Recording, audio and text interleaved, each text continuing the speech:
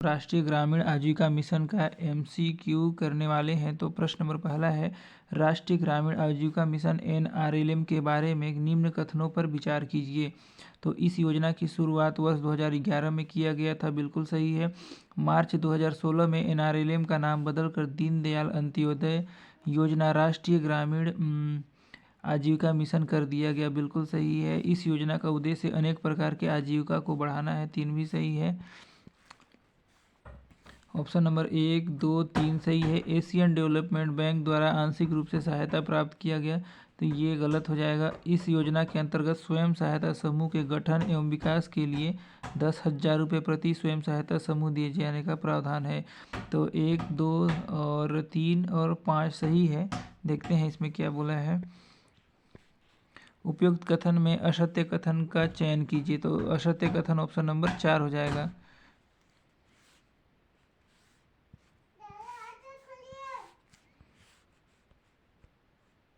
प्रश्न नंबर दूसरा है, स्वयं सहायता समूह के बारे में असत्य कथन का चयन कीजिए। तो इसमें असत्य कथन का चयन करना है।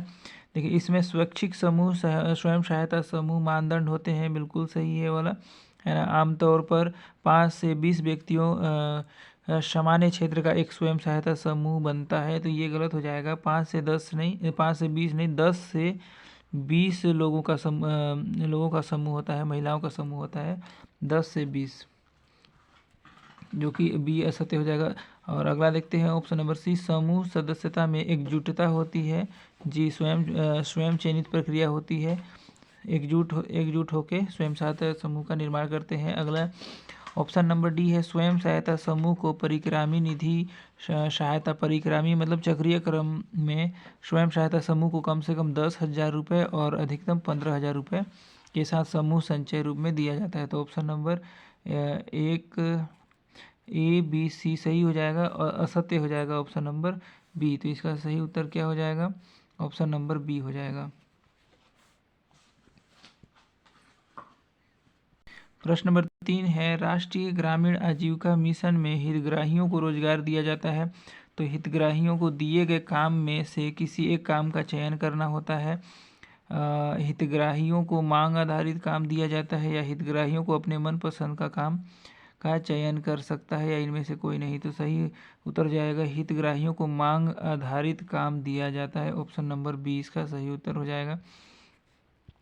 प्रश्न नंबर 4 देखते हैं, राज्य ग्रामीण आजीविका मिशन बिहान योजना का प्रारंभ कब हुआ था? तो देखते हैं प्रश्न नंबर 4 का हो जाएगा उत्तर इसका 1 अप्रैल 2013 को हुआ था। प्रश्न नंबर 5 है, राष्ट्रीय ग्रामीण आर्थिक परिवर्तन परियोजना NRETP योजना की शुरुआत कब हुआ था? तो 2019-20 में हुआ था। इस योजना की शुरुआत वर्ष 2019-20 में हुआ था, जिसका उद्देश्य ग्रामीण गरीबों के लिए कुशल और प्रभावी संस्थागत मंच तैयार करना, जिसे वे स्थायी आजीविका संवर्धन और वित्तीय सेवाओं तक बेहतर पहुंच के माध्यम से घरेलू आय बढ़ा सकें। प्रश्न नंबर 6 है, NRETP योजना का मुख्य उद्देश्य क्या है? तो क्या है? स्वयं सहायता समूह को सशक्त और आत्मनिर्भर बनाना, या समावेशी विकास को बढ़ावा देना, या कौशल प्रशिक्षण प्रदान करना, गरीबी उन्मूलन का प्रयास करना। तो इसका सही उत्तर हो जाएगा ऑप्शन नंबर ए, स्वयं सहायता समूह को सशक्त एवं आत्मनिर्भर बनाना। प्रश्न नंबर 7 है, NRETP योजना राज्य के कितने जिलों में संचालित किया गया है? तो 7 जिलों में संचालित किया गया है। देखते हैं छत्तीसगढ़ की ये जिले कौन कौन सा है? तो रायपुर, राजनांदगांव, सरगुजा, धमतरी, कांकेर, कोंडागांव एवं बस्तर के 43 विकास खंडों को शामिल किया गया है इसके अंतर्गत। NRETP योजना में कौन सा जिला शामिल नहीं है? तो राजनांदगांव है, धमतरी है, कांकेर है, कोरिया जिला नहीं है। ऑप्शन नंबर डी इसका सही उत्तर हो जाएगा। अगला प्रश्न देखते हैं, NRETP योजना में कितने स्कूल स्तरीय संगठन मॉडल संकुल स्तरीय संगठन के रूप में विकसित किया गया है? तो 43 विकास खंड। देखिए, कुल 43 संकुलीय संगठन को मॉडल स्कूल स्तरीय संगठन के रूप में विकसित किए जाने की कार्य योजना में है। तो ऑप्शन नंबर बी इसका सही उत्तर हो जाएगा। प्रश्न नंबर 10 है, NRETP योजना में कार्यालय स्थापना हेतु प्रति संगठन को सहयोग राशि दिया जाता है। 2.5 लाख रुपए दिया जाता है। चयनित मॉडल संकुल स्तरीय संगठनों को कार्यालय स्थापना हेतु संगठन को 2.5 लाख रुपए दिया जाता है। प्रश्न नंबर 11 देखते हैं। NRETP योजना में संगठन के पदाधिकारियों एवं सदस्यों को प्रशिक्षण देने प्रति संस्थान सहायता राशि दिया जाता है, तो 8 लाख रुपए दिया जाता है।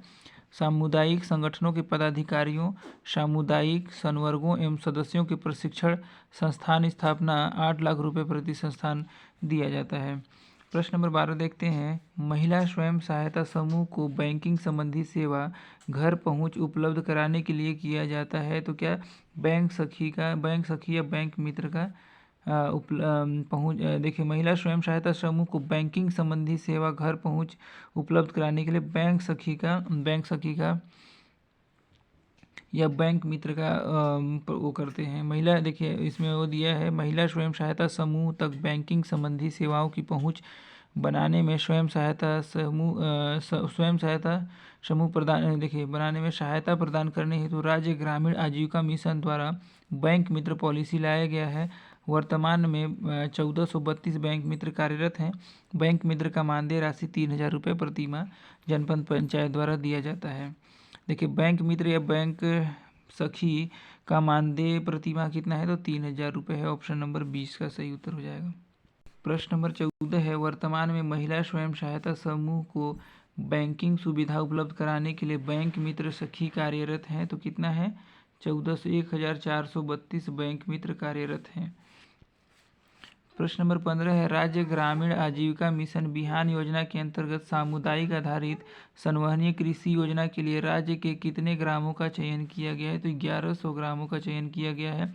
इसके अंतर्गत राज्य के 33 जिलों के 120 विकास खंड के 1100 गाँवों के 50 से 100 महिला कृषकों का चयन किया गया है। अगला प्रश्न है। राज्य ग्रामीण आजीविका मिशन बिहान योजना के अंतर्गत अभी तक कितने कृषि उत्पादक कंपनी FPC का गठन किया जा चुका है, तो कितना, तो 10 जिले का किया जा चुका है। राज्य के योजना के अंतर्गत 10 महिला कृषक उत्पादक कंपनी का गठन किया है एवं 4 नए महिला कृषक उत्पादक कंपनी का गठन जिला रायपुर, रायगढ़, दंतेवाड़ा एवं गरियाबंद में किया जाना प्रस्तावित है। प्रश्न नंबर 17 है। टूल बैंक या कस्टम हायरिंग सेंटर योजना का उद्देश्य क्या है, तो स्वयं सहायता समूह के लिए बैंक की स्थापना करना, या फिर महिला स्वयं सहायता समूह कस्टम कार्य को रोजगार देना, या लघु सीमांत महिला किसानों को कृषि यंत्र किराए पर उपलब्ध कराना, या इनमें से कोई नहीं। टूल बैंक या कस्टम हायरिंग सेंटर योजना का उद्देश्य है लघु एवं सीमांत महिला किसानों को कृषि यंत्र किराए पर उपलब्ध कराना है। देखिए, टूल बैंक या कस्टम हायरिंग सेंटर के अंतर्गत छोटे मझोले किस्म के किसानों को कृषि यंत्रों को किराए से प्रदान किया जाता है। प्रश्न नंबर 18 है। स्टार्टअप विलेज इंटरप्रेन्योरशिप देखिए, स्टार्टअप विलेज इंटरप्रेन्योरशिप प्रोग्राम योजना का संचालन कितने विकास खंड में किया जा रहा है, तो देखिए 9 विकास खंड में किया जा रहा है। स्टार्टअप ग्राम उद्यमिता कार्यक्रम SVEP के अंतर्गत विकास खंड का चयन किया गया है। प्रश्न नंबर 19 है। स्टार्टअप विलेज इंटरप्रेन्योरशिप प्रोग्राम योजना अब तक कुल कितने उद्यमियों को प्रशिक्षण दिया जा चुका है, तो देखिए 18,264 उद्यमियों को प्रशिक्षण दिया जा चुका है। योजना के अंतर्गत कुल 18,264 उद्यमियों को बढ़ावा दिया जा चुका है।